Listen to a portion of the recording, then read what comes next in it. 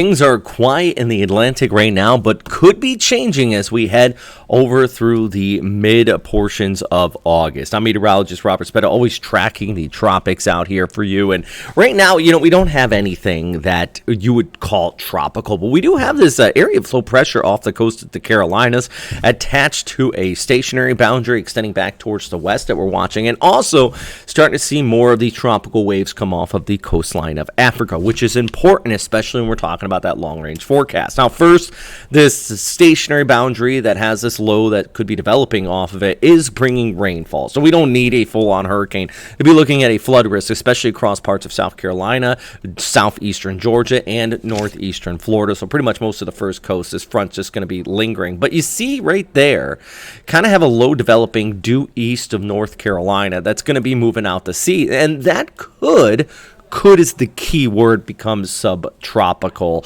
and move towards northeast and really maybe kick up some waves for Bermuda, but pulling away from the east coast of the United States. But something to watch out for. Meanwhile, though, we also have the Bermuda high kind of retreating back towards the east a little bit. And this is also noteworthy because as that treats back, any of these waves coming in off of the coastline of Africa are going to have more of an opportunity to develop and kind of pull off towards the north and west. And we've been seeing a lot of dry air, that suppression of this high pressure area.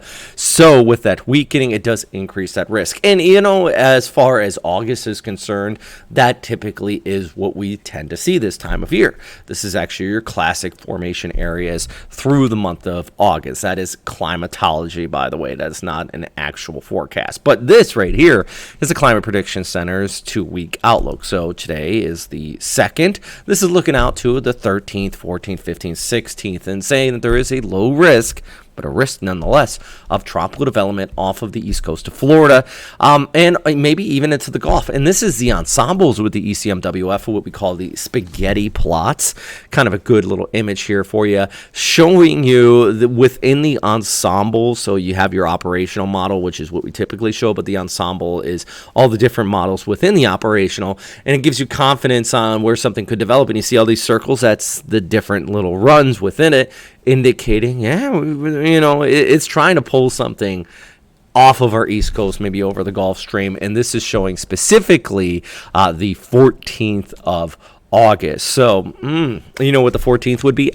Just after our average first hurricane in the Atlantic. We haven't had one yet, and I know it's kind of a slow start to the season, especially in recent years where it's been active, but our first hurricane on average is August 11th. So, yeah, 90% of tropical systems form after August 1st. So this is the time of year where things do start to pick up.